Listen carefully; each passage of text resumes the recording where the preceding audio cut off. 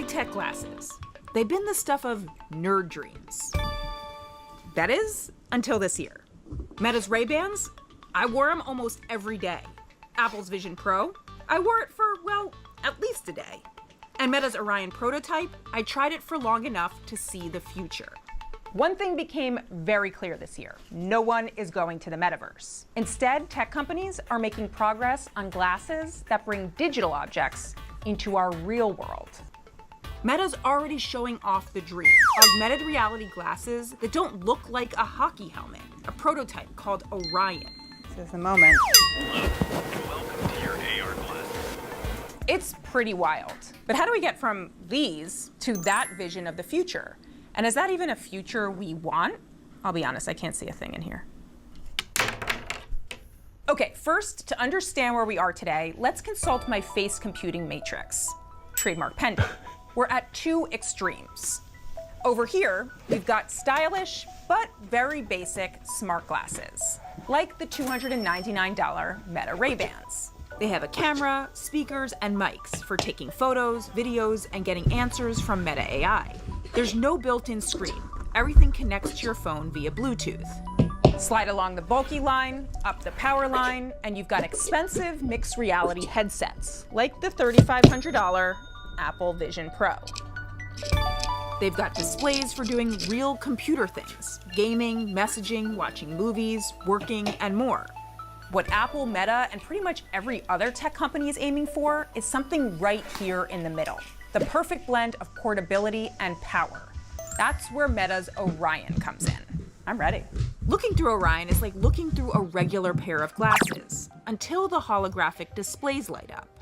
And now I see this nice interface. I've got my apps that I can pick from. Apple's version uses cameras and screens, so when it's off, it's dark in here. Can't see anything. Similar to an Apple Vision Pro, your eyes are the cursor. Just look at something to navigate to it. Then pinch your index finger and thumb together to select it. The neural wristband detects the motion in your hands and fingers. The processor, RAM, and other computing parts are in this compute puck that wirelessly connects to the glasses.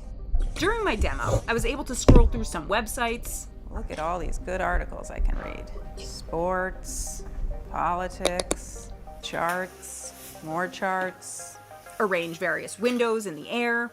So now I've got Instagram, Messenger, and the web browser. And even walk away from them. I moved from over there to over here. But when I come back over here, I see my windows and all my interface I left over there, which is pretty cool. Also, games. Woohoo! Got him, got him, got him, got him, got him. The whole thing was pretty awesome. Sure, the image quality is a bit grainy. It felt sluggish compared to the Vision Pro, and some stuff just didn't work. Give me a smoothie recipe. Give me a smoothie recipe. Give me a smoothie recipe. I think there may be a server error. Yeah, I think there's something going on in the server.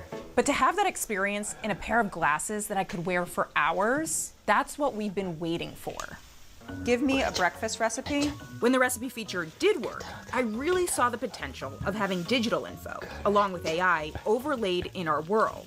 Okay, so it's recognizing all the ingredients here. This is a lot of healthy stuff. Give me a recipe for a hamburger.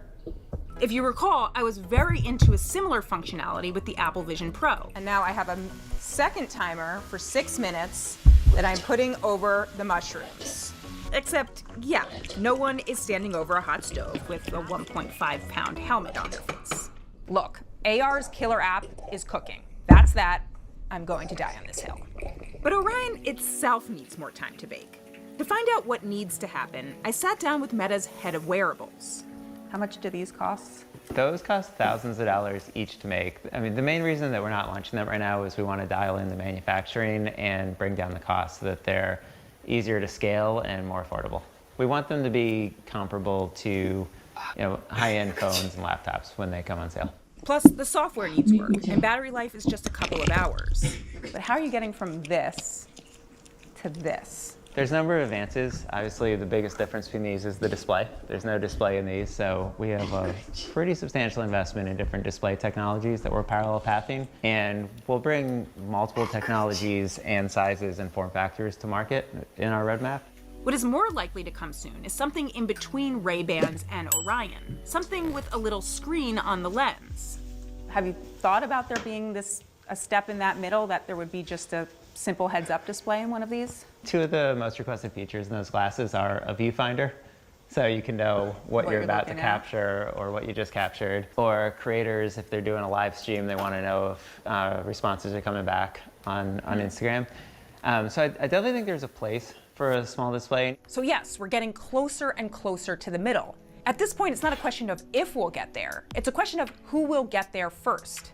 Meta, Apple, some other company?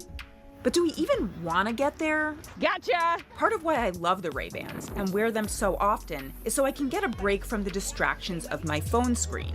This is really one of the best devices in a way for unplugging.